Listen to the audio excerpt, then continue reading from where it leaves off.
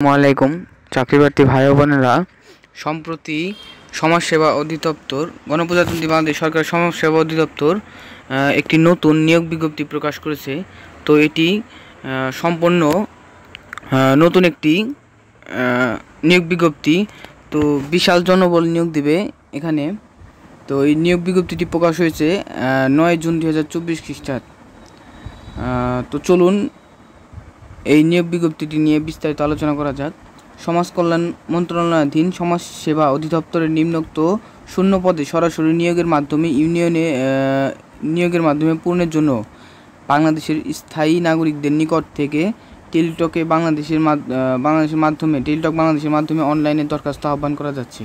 তো এখানে মাত্র একটি পদ আছে, সেটা হচ্ছে সমাজকর্মী ইউনিয়ন, অর্থাৎ এটি 16 গ্রেডের একটি পদ। এর বেতন স্কেল 2015 সাল অনুযায়ী 9,300 হতে 22,490 টাকা, এবং এর খাত স্থায়ী রাজস্ব। এর শূন্যপদ সংখ্যা 209টি, অর্থাৎ খুব বড় একটি নিয়োগ বিজ্ঞপ্তি। এখানে বেশ কিছু 209টি শূন্যপদ। এখানে যে শিক্ষাগত যোগ্যতা যেটি চেয়েছে সেটি হচ্ছে কোনো স্বীকৃত বোর্ড হতে অনূর্ধ্ব দ্বিতীয় বিভাগে উচ্চ মাধ্যমিক সার্টিফিকেট বা সমমান পরীক্ষায় উন্নীত বিভাগীয় প্রার্থীদের ক্ষেত্রে বয়সসীমা 35 বৎসর পর্যন্ত শিথিলযোগ্য, এবং যে সকল জেলার প্রার্থীগণ আবেদন করার প্রয়োজন নেই। এখানে কয়েকটা জেলার নাম দেওয়া আছে। এই সকল জেলার প্রার্থীগণ এই পদটিতে আবেদন করতে পারবে না। সেটি হচ্ছে রাজবাড়ী, বান্দরবান, খাগড়াছড়ি, রাঙামাটি, জয়পুরহাট, গাইবান্ধা, লালমনিরহাট, ঠাকুরগাঁও, মাগুরা ও ঝালকাঠি। আমি যে কটি জেলার নাম বললাম, এই কটা জেলার প্রার্থীগণ এই পদটিতে আবেদন করতে পারবেন না। এছাড়া এতিম ও শারীরিক প্রতিবন্ধী কোটার প্রার্থীদের ক্ষেত্রে যে কোনো জেলার প্রার্থীগণ আবেদন করতে পারবেন।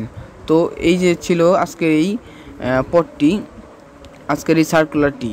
এখানে আবেদনের শেষ তারিখ 18 জুলাই 2024, অর্থাৎ 18 জুলাই 2024 এর ভেতরে আপনাদের আবেদন কার্যক্রম শেষ করতে হবে, এবং এখানে কিন্তু ছেলে মেয়ে উভয় আবেদন করতে পারবেন। তো এই ছিল আজকের এই ভিডিও। নিয়মিত চাকরি সংক্রান্ত তথ্য ও ভিডিও পেতে আমাদের চ্যানেলটি সাবস্ক্রাইব করে পাশে থাকা বেল আইকনটি অন করে আমাদের সাথেই থাকুন। ধন্যবাদ।